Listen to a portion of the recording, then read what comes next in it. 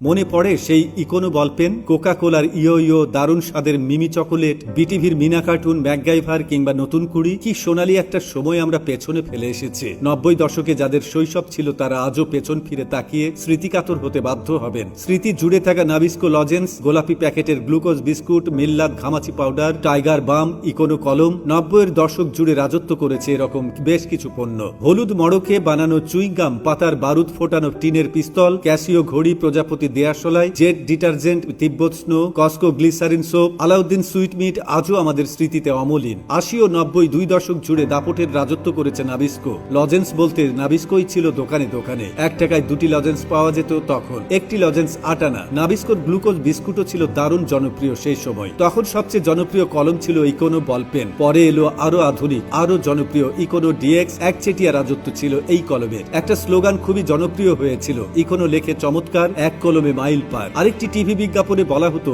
আব্বুর জন্য ইকোনো, আম্মুর জন্য ইকোনো, সবার জন্য ইকোনো। 1988 সালে বাজারে আসে প্লাস্টিক কলম। ইকোনো দেশের প্রথম বল পয়েন্ট কলম। দাম ছিল 3 টাকা মাত্র, যেখানে রেড লিফের দাম ছিল 7 টাকা। ইকোনো ডিএক্স লাল আর নীল কালিরও পাওয়া যেত। এখনো ইকোনোর কলম বাজারে পাওয়া যায়, তবে সেই ইকোনো ডিএক্স আর নেই। ছোটবেলার খেলনা বলতে লাটিমের কথাই মনে আসে বেশি। হঠাৎ ইয়ো ইয়ো নিয়ে এলো কোকা কোলা। দেশ জুড়ে আলোড়ন। জোড়া লাগানো দুটি গোল, দুটি চাকতির মাঝে লম্বা সুতা বাঁধা থাকতো ইয়ো ইয়ো। তা দিয়েই কত কর্ষত। কোকা কোলা বা স্প্রাইট বোতলের ছিপি খোলার পর ভেতরের পিঠে পিঠে খেলনাটির ছবি আঁকা থাকলে ফ্রি মিলত ইয়ো ইয়ো। দেশ জুড়ে ইয়ো ইয়ো খেলার প্রতিযোগিতাও হয়েছিল তখন। 90-এর দশকে ঘরে ঘরে ডিশ সংযোগ ছিল না। বিটিভি অ্যান্টেনা ঘোরালে কখনো কখনো ভারতের দূরদর্শন চ্যানেল দেখা মিলত। সেই বিটিভিতে কি দারুণ দারুণ সব অনুষ্ঠান হতো। হুমায়ুন আহমেদের নাটক হলে রাস্তা ফাঁকা হয়ে যেত। বাকের ভাইয়ের ফাঁসি বাতিলের দাবিতে মিছিল পর্যন্ত হয়েছে। ছোটদের জন্য ছিল Meena Captain, Planet, Ninja Turtles এর মতো কার্টুন। ড্রামা সিরিজ ম্যাকগাইভার কিংবা সিন্দাবাদ, ডাবিং করা আলিফ লাইলা, মুভি অব দ্য উইকে দেখানো হতো হলিউডের ক্লাসিক সব সিনেমা। ছোটদের প্রতিভা দেখানোর মঞ্চ ছিল নতুন কুড়ি। জাতীয় প্রতিযোগিতা ছিল নতুন কুড়ি। মুস্তাফা মনোয়ার এর নির্মাতা। কবি গোলাম মোস্তফার কিশোর কবিতা থেকে নামটি নেওয়া হয়েছিল।